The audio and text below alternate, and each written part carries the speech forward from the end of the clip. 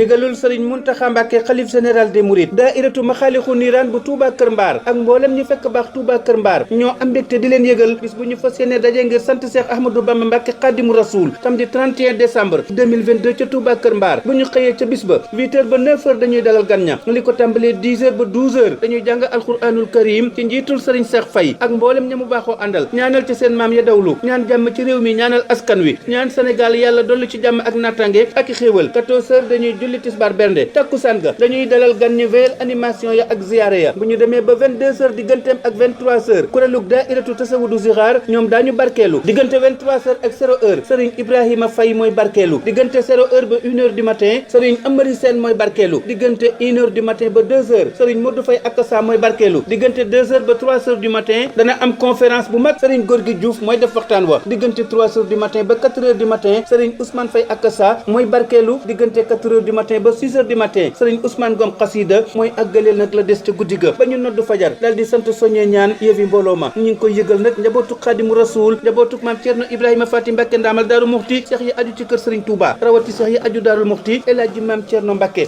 xalifa sëriñ Seex Awa Balla Mbàkke ibnu maam Cerno Ibrahima Faty Mbàkke ndaamal Daaru Muxti sëriñ Seex Mbàkke Faye xalifa sëriñ Aliyu Faye monsieur Malick Faye chef de village de Kër Mbaar monsieur Jibi Sène chef de village de Njomneex sëriñ Ibrahima Faye imaamu Kër Mbaar sëriñ Bay Jaañ ca Njomba waa këram sëriñ Seex Siise ca Jaggal ak njabootam sëriñ Seex Mbàkke Ndiir bokki Musa Ndiir sëriñ Seex Sëy bokki Jaaxal Mbàkke sëriñ Mbàkke Anta bokki Gaawaan sëriñ Aliyu Diouf bokki Ngawaay waa daairatu maxaalixu niiraan bu Touba Kër Mbaar di leen yëgal bisub cant Cheikh Ahmadou Bamba Mbàkke Xaadimu Rasuul ba ñu baaxoo at mu jot ñu jàpp ko samedi 31 décembre 2022 ca Kër Mbaar ñu ngi ciy sàkku teewaayum jullit yi taalibe yi xarit yi soppe yi dëkkandoo yi wëllëre yi ak am ci jàmm yi ñoo ngi ñaan nag ku teew ca bis ba laq ca ngërëmul yàlla ak pajuk aajo barke Cheikh Ahmadou Bamba Mbàkke Xaadimu Rasuul sant sëriñ Bamba daa war ab jullit bu di gor te nag murit bu ko sàlloo yàlla seddu ko cër Cheikh Bamba mooy yërmande yàlla ju wàcc fi ñun di xéewal ak njëggal ak barkey defar sunu mbir Bambaay ki jaayante ak yàlla ak yoneen bi taxaw toggooy na toom ngir da doon ardiine ak sunu ngor Cheikh Bamba jaayante rammu xeetu na bee ko soxal bakkan deret alalam la boole ak lu mu jur Cheikh Bamba buur yàlla gase kook noonu yu seen pexe rëy ñu yor alal doole xam-xam teg ca bonta soxar ñu jël ko yóbbu bitim réew kem juróom yetti at ñu daj ci boole ca laccal xam ne gis nañu mbër ñu fab sëriñ Bamba delloo si biram gën a law ñu yóbbu gànnaar jolof Jurbel la far ami kër jamono joojee sëriñ Tuuba la diine ji am ci mbër mu koy aar di faji daanam ba kenn du ko lor Cheikh Bamba sant ko ak màggal ko jox ko njukkal te koo yeyoo lim defal ngor diine tax na mu war Ahmadou Jongu tëggam bi yal na yàgg a jagal ci diine ak ngor di way Cheikh Bamba ak ña ko wër la qualité fait la différence